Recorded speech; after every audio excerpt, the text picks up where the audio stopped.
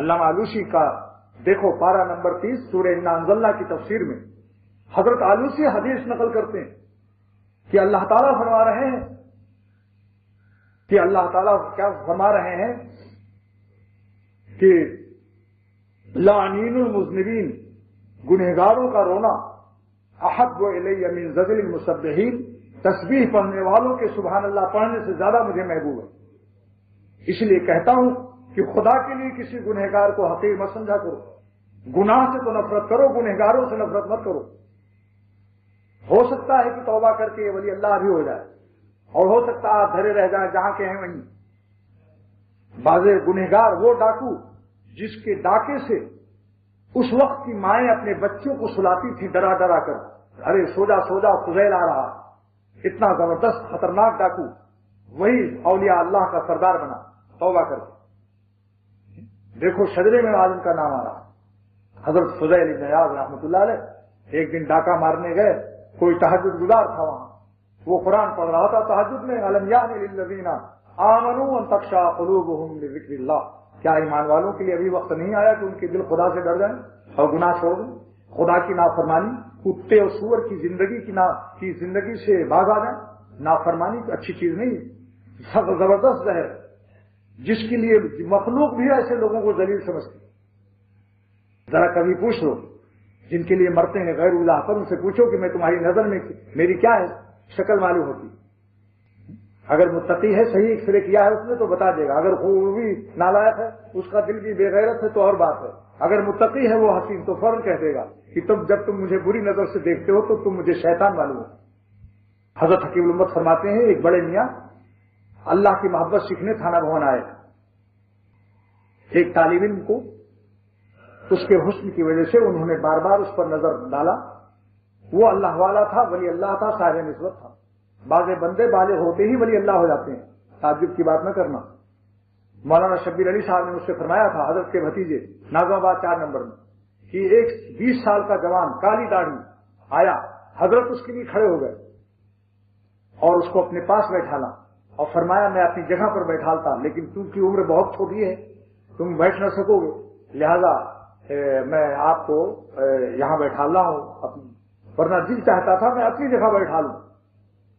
اس کے بعد کان میں باتیں ہوئی، کان میں اس نے جوان نے کچھ کان میں کہا مجدد زمانہ کے، اور حکیم الامت نے ان کے کان میں کچھ کہا، وہ بھی اس کے بعد چلا گیا۔ غیر اجنبی تھانہ بھون چھوٹی سی بستی، خلیفہ خادم جو تھے وہ دوڑے کہ دیکھے اجنبی آدمی کہاں سے آیا، دروازے نکلتے ہی وہ غائب ہو گیا، چاروں طرف قصبے میں دوڑا، چھوٹی سی قصبی، چھوٹی سی آبادی، یہ نہیں گیا لالو کھیت سے رنگیوں کو رنگی بھاگ گیا، نہیں پتا چلا۔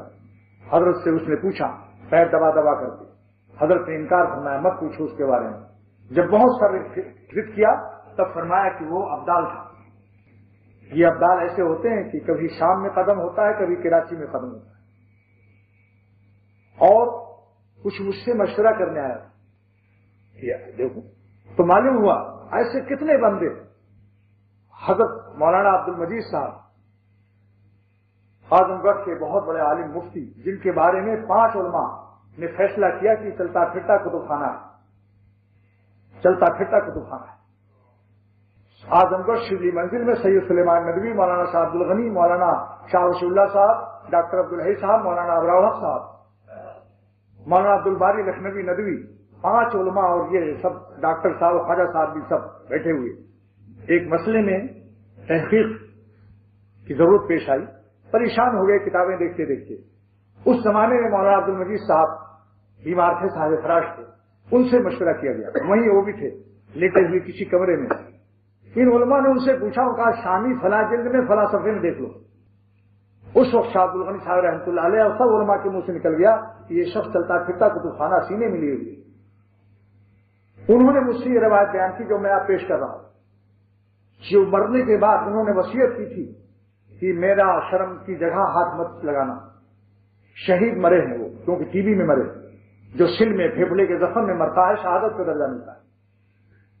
حضرت شاہ عبد الغنی صاحب رحمۃ اللہ علیہ کے خلیفہ ڈاکٹر عبدالقادر صاحب جب ان کو نہلانے لگے تو وصیت بھول گئے، غلطی سے ہاتھ کہیں لگ گیا تو، اور وہ حافظ 20 پارے کے حافظ بھی تھے، بال سفید تھے، حفظ کرتے کرتے آخر میں 20 پارے کے حافظ ہو کر کے دنیا سے گئے، انتقال ہوا۔ تہجد گزار آدمی تھے، میرے شیخ کے خلیفہ تھے۔ ان کی روایت کہ جب ہم نہلاتے ہاتھ وصیت کے خلاف غلط جگہ پہنچ گیا غلطی سے، تو مولانا کا ہاتھ آ کر کے میرے ہاتھ پر یوں آ گیا، مرے ہوئے، انتقال ہوا ہاتھ اٹھائے ایسے آ گیا، اور میں گاپ گیا اور میں نے توبہ کیا۔ اس کے جب دفن ہو گئے 6 مہینے کے بعد اعظم گڑھ کے قبرستان میں بارش ہوئی اور قبر کھود گئی۔ لوگوں نے جا کر دیکھا تو بالکل کفن صحیح تھا اور جسم بالکل تازہ ویسے ہی تھا۔ یہ حال ہے ان شہیدوں کا جو اصلی شہید کافروں کی جنگ میں نہیں ہے۔ یہ ہے بہرحال بڑے عالم تھے۔ حکیم الامت تھانوی رحمۃ اللہ علیہ کے مجاز صحبت تھے، مجھ سے فرمایا کہ ایک شخص تھانہ بھون حاضر ہوا، 8-10 دن میں حضرت نے اس کو خلافت دے دی۔ تمام حیرت پیدا ہوگی، کیا بات ہے، 10 دن میں خلافت تو حضرت نے کسی کو نہیں دی۔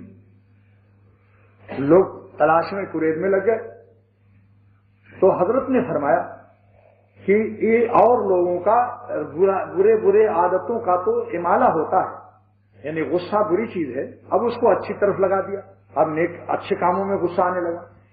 لالچ بری چیز ہے، اب دین میں اس کو لالچ آ گئی، نفلوں میں لالچ کرنے لگا، دعا لوگ مانگنے لگا، دعائیں کا لالچی بن گیا۔ جیسے ایک میمن نے ایک تبلیغی دوست سے کہا تھا، ایک میمن نے کہا کہ تبلیغی دوست سے کہ بھائی میمن بڑا لالچی ہوتا ہے۔ وہ پہلے تو ڈرا کہ شاید کچھ مانگے گا، اس نے کہا بھائی کیا بات ہے، کون سی لالچ ہے میمن تمہارے اندر؟ کہا میمن تو لالچی ہوتا ہے لیکن اب میری لالچ بدل گئی ہے، اب میں دعا کا لالچی ہو گیا ہوں، میرے لیے دعا کرنا۔ دیکھا آپ نے، لالچ کا مطلب بدل گیا۔ اگر اصلاح ہو جاتی ہے تو وہی چیز کارآمد ہو جاتی ہے، اصلاح کے بعد جو مضر چیز ہوتی ہے مفید ہو جاتی ہے۔ سنکھیا زہر ہے، کشتہ ہو جانے کے بعد مقوی ہو جاتا ہے۔ اگر ہمارے زہر نفس کے برے برے خواہشات اللہ کے راستے میں ان کو مار دیا جائے تو یہ سب کے سب مقوی ہو جاتے ہیں اور روحانیت ان سے قوی ہو جاتی ہے۔ تو فرمایا کہ ان کے رذائل کا ازالہ ہو گیا بطور کرامت کے، ان کے اندر اب کوئی رذیلہ نہیں ہے۔ ایک بزرگ کی کرامت سے ان کا تمام گندی چیزوں کا ازالہ خلاقمہ ہو چکا ہے۔ پوچھا کہ کیسے؟ تو حضرت نے ان سے سب باتیں پہلے سے پوچھ لی تھی۔ معلوم ہوا کہ یہ جنگل میں بھینس چراتے تھے، بالکل جاہل تھے، ان پڑھ تھے۔ ایک ابدال آیا اس جنگل میں اور اس نے کہا ہم کو دودھ پلا دو، پیاس لگی ہے کچھ پانی وغیرہ پلا دو، بھوک بھی لگی ہے۔ اس نے دودھ جلدی سے ڈوب کر پلا دیا۔ پیاس میں بھوک میں کوئی چیز مل گئی۔ اللہ والوں کا معمول ہے، ان کی فطرت۔ ایک مولانا اشرف علی صاحب ہیں، ان سے برید ہو جانا، اور ان کا نقشہ بھی انہوں نے کچھ تصرف سے ایسا کچھ دکھا دیا۔ یہ پہلے عالم ہو گئے کہیں، اس کے بعد پھر ان کی تلاش میں لگے، جگہ جگہ گئے، بہت سے بزرگوں کو دیکھا، وہ نہیں پایا، نہ وہ نام ملا۔ تھانہ بھون جا کر بس بالکل دل ٹھوک گیا کہ وہ ہو تو وہی ہے، نام بھی وہی مولانا اشرف علی۔ حضرت سے سب بات بتائی اور حضرت نے ان کو بیعت کر لیا اور ذکر کر لیا۔ اس کے بعد ان کو جب خلافت دی 10 دن میں، تب حضرت نے یہ فرمایا کہ جن بزرگ نے تمہارے اوپر توجہ ڈالی تھی وہ صاحب کرامت تھے، اپنے وقت کے ابدال تھے، تمہارا سب ازالہ پہلے ہی ہو چکا ہے، یہ تو بس لکڑی ہے۔ ایک بزرگ نے کسی مرید کو جلد خلافت دی 10-15 دن میں، تو دوسرے مرید جو 10 سال سے پڑے تھے ان کو اعتراض پیدا ہوا۔ زبان سے نہیں کہا، چہرہ بتا دیتا ہے، دل کی بات آنکھوں سے پالی جائے گی، بے سوالی ہی نہ کھالی جائے گی۔ لہذا انہوں نے کہا بھائی آپ کو کچھ اعتراض ہے کہ آپ 10 سال سے یہاں لکڑی جھونک رہے ہیں، چائے پلا رہے ہیں مہمانوں کو، خانقاہ کی صفائی کر رہے ہیں، اور ابھی آپ کو خلافت نہیں دیا اور اس کو 10 دن میں دے دیا، اس پر آپ کے دل میں اعتراض وسوسہ آیا ہے، ذرا جائے کہ لکڑی لے آئیے، سوکھی لائیے، ہری ٹہنی بھی لائیے۔ وہ دونوں لکڑیاں لے آئے، فرمایا دونوں میں آگ لگاؤ۔ تو جو سوکھی لکڑی تھی جلدی جل گئی اور ہری ہری تازی تھی وہ سون سون کرتی رہی۔ تو فرمایا یہ جو آدمی تھا یہ سوکھی لکڑی تھا، جلا بھنا آیا، معاملہ ہم کو تھوڑا سا آگ لگانا پڑا، کام بن گیا اس میں۔ بعض لوگ سنسان والے ہوتے ہیں بہت زیادہ، تو ان کو دیر لگتی ہے، لہذا اعتراض نہ کرو، لہذا اعتراض نہ کرو۔